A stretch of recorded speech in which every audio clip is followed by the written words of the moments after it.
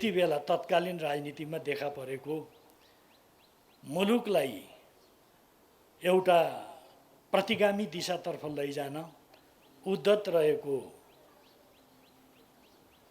गठबन्धनको विरुद्धमा सम्पूर्ण लोकतन्त्रका पक्षधर संविधान र कानुनको पालना गर्नुपर्छ भनेर प्रतिबद्धता व्यक्त गरिरहेका जनताहरूको पक्षधरहरू एक ठाउँमा उभिनुपर्ने आवश्यकता छ।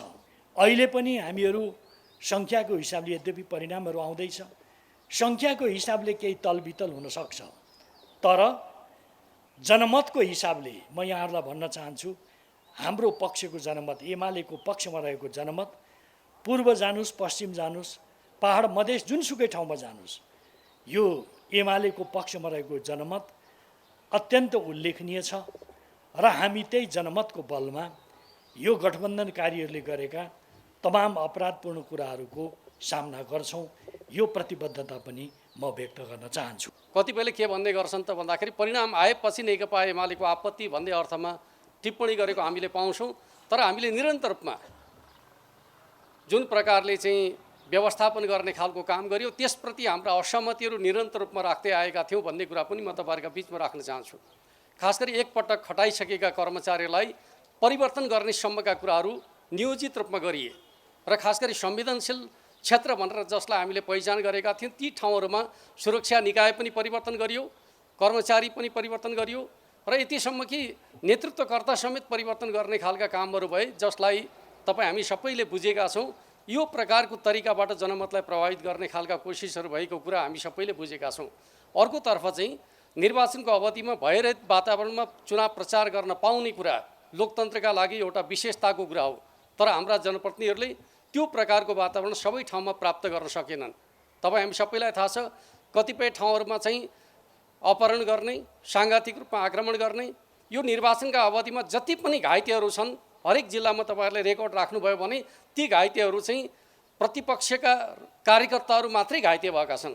यदि मुठभेडको अवस्था हुन्थ्यो भने त त्यो घाइते हुने भित्र चाहिँ दुवै पक्षका कार्यकर्ताहरू घाइते भएको देखिनु पर्थ्यो, तर अधिकांश जिल्लाहरूमा हेर्नुभयो भने नेकपा एमाले सम्बद्ध कार्यकर्ताहरू घाइते भएको अवस्था हामी पाउने गर्छौँ।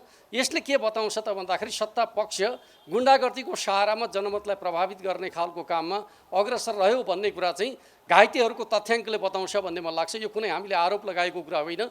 जिल्ला जिल्लाबाट चाहिँ जुन प्रकारका तथ्य प्रमाणहरू आइरहेका छन् त्यसले के देखिन्छ भन्दाखेरि नेकपा एमालेका नेता कार्यकर्ताहरू लोकतान्त्रिक ढङ्गले चुनाव प्रचारको प्रक्रियामा जुट्ने क्रममा थुप्रैले घाइते हुनु परेको छ र दुई ठाउँमा चुनाव प्रचारकै क्रममा चाहिँ दुई ठाउँमा हाम्रा समर्थक कार्यकर्ताहरूले जीवन गुमाउनु परेको तिथो यथार्थता पनि यो बिचको अवधिमा हामीले बेहोरेका छौँ। म आजको यो विशेष दिनमा उहाँहरू दुवैप्रति श्रद्धाञ्जली अर्पण गर्न चाहन्छु र वास्तवमा सरकारसँग के आग्रह गर्न चाहन्छु भन्दाखेरि त्यो घटनाको निष्पक्ष छानबिन गरिकन चाहिँ दोषी उप कडा कारवाही गर्नका लागि म यस अवसरमा माग पनि गर्न चाहन्छु। अर्कोतर्फ निर्वाचन प्रक्रियालाई प्रभावित गर्ने उद्देश्यका साथ खास गरी विगतमा के हुने गर्थ्यो भन्दाखेरि चुनाव प्रचारका क्रममा कार्यकर्ताहरूका बिचमा झडप भएका कुराहरू हामी सुन्ने गर्थ्यौँ। यसपटक एउटा नयाँ प्रवृत्ति देखा पर्यो, शून्य समय भनेर मौन समय जसलाई भन्ने गर्छौँ त्यो अवधिमा चाहिँ नियोजित रूपमा उम्मेदवारहरूका घरहरूमा आक्रमण गर्ने, उम्मेदवारलाई हतोत्साहित गर्ने खालको एउटा श्रृङ्खला नै चलाइयो। यो विगतमा यस्तो प्रकारको अनुभूति हामीले गर्न परेको थिएन। यसपटकको हकमा भन्दै भने मौन अवधिका समयमा नियोजित ढङ्गले चाहिँ उम्मेदवारहरूमाथि आक्रमण गर्ने खालको एउटा षड्यन्त्रपूर्ण क्रियाकलाप र व्यवहारहरू भए जसलाई हामीले चाहिँ समयमै निर्वाचन आयोगलाई पनि सचेत गराउने खालको काम गऱ्यौँ र सत्ता पक्षलाई खास गरी गृह प्रशासनलाई हामीले यस प्रकारका घटनाहरूलाई समयमै रोक्नका लागि जानकारी गराएका थियौँ भन्ने कुरा पनि म तपाईँहरूका बिचमा राख्न चाहन्छु। अर्कोतर्फ चाहिँ सत्ताको चरम दुरुपयोग यो निर्वाचनका क्रममा चाहिँ एउटा वास्तवमा लोकतान्त्रिक अभ्यासलाई प्रभावित गर्ने प्रवृत्तिका रूपमा देखा पर्यो। खास गरी चितवनका सन्दर्भमा भन्दै भने प्रहरी प्रशासनको गाडीमा चाहिँ सत्ता पक्षका कार्यकर्ताहरू पुगेर पैसा वितरण गर्ने घटनाको प्रतिवाद गर्ने खालको काम हाम्रो तर्फबाट भयो। यस प्रकृतिका घटनाहरू स्वाभाविक रूपमा सत्ता स्वयं संलग्न भएर चाहिँ प्रहरी प्रशासनको प्रयोग गरिकन चाहिँ अमुक उम्मेदवारलाई जिताउनका लागि प्रयास गरिएका घटनाका रूपमा यसपटक हामीले धेरै ठाउँमा यस प्रकारका प्रवृत्तिहरूलाई अनुभूति गर्नु पर्यो।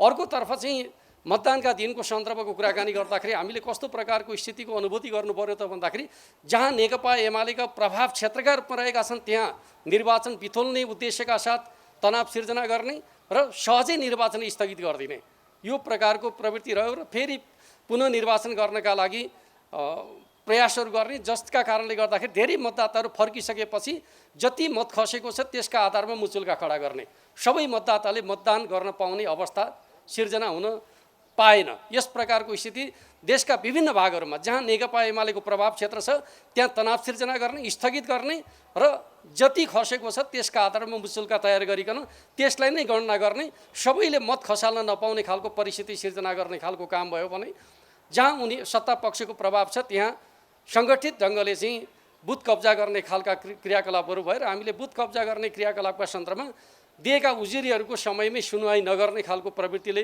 समस्याहरू उत्पन्न भयो। त्यसका बावजुद पनि थुप्रै ठाउँहरूमा मतदान स्थगित भएको तपाईँ हामी सबैलाई जानकारी छँदैछ। सहज लोकतान्त्रिक प्रतिस्पर्धा हुँदाखेरि नेकपा एमाले अहिले पनि नेपालको सबभन्दा ठुलो पार्टी हो भन्ने कुरामा कुनै सन्देह छैन, चुनावबाट प्रमाणित भएको छ।